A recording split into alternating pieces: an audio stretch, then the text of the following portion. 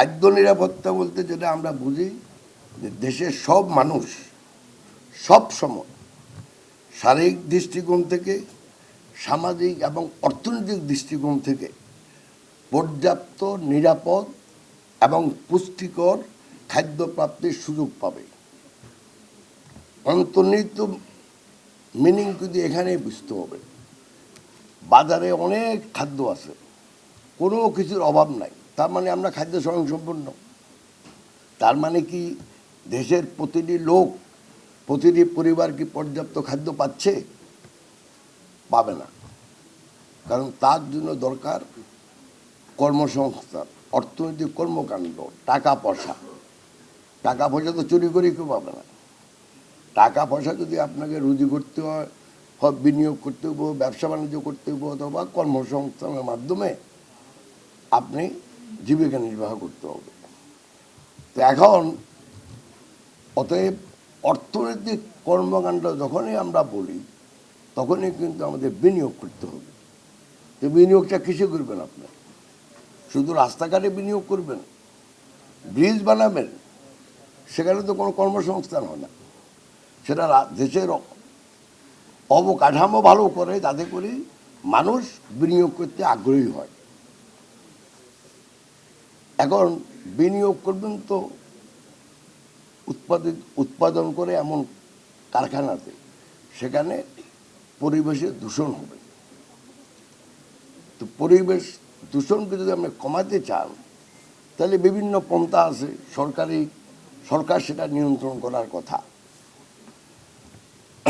আর এখানে যত কথা হয়েছে তার 90% কিন্তু রাজনৈতিক দল, সংস্কার, এগুলি নিয়ে তো কথা হচ্ছে। তো আমি একটা কথা সর্বপ্রথমে আপনাদের বলতে চাই যে রাজনীতি এবং অর্থনীতি, এই দুটাকে আপনারা আলাদা করে যদি কেউ দেখেন, তাহলে আমার মতো আপনারাও দৃষ্টিভ্রমে পড়বেন। কারণ এই দুটা আলাদা করা যাবে না। রাজনীতি অর্থনীতিকে নিয়ন্ত্রণ করে, অর্থনীতি রাজনীতিকে পরিশীলিত করে। অতএব এই দুটোকে কোনোভাবেই আলাদা করা যাবে না। এখন আমাদের এক নেতা বলছে যে ভাই আপনারা নির্বাচন চান কিনা, দেখলাম অনেক হাত তুলছে যে আমরা চাই না। ভালো, তো নির্বাচনও চান না, আবার অর্থনৈতিক প্রবৃদ্ধি, অর্থনৈতিক উন্নয়নও চান, কে করবে সেটা? এই প্রশ্নটার উত্তর আপনারা নিজেরাই খুঁজে বের করুন। এইটুকু আমি বুঝি যে মানুষ গত 10,000 বছরে যত সামাজিক হাতিয়ার আবিষ্কার করছে নিজেদের উন্নয়নের জন্য, নিজেদের স্বাধীনতাগুলো রক্ষা করার জন্য, নিজেদের অধিকারগুলো রক্ষা করার জন্য, সেটা হলো নির্বাচন। অতএব নির্বাচনের মাধ্যমেই একমাত্র আপনি এমন সরকার প্রতিষ্ঠা করতে পারেন যে সরকার আপনার অধিকার সংরক্ষণ করবে, যে সরকার আপনার প্রাপ্য নিশ্চিত করতে পারবে সমাজে। আর নির্বাচন ছাড়া যদি কোনো সরকার হয়, আমরা দাবি করতে পারি, কিন্তু ওনারা দায়বদ্ধ না। দাবি করা, দায়বদ্ধ করা এক জিনিস না, এটাও আমাদেরকে বুঝতে হবে।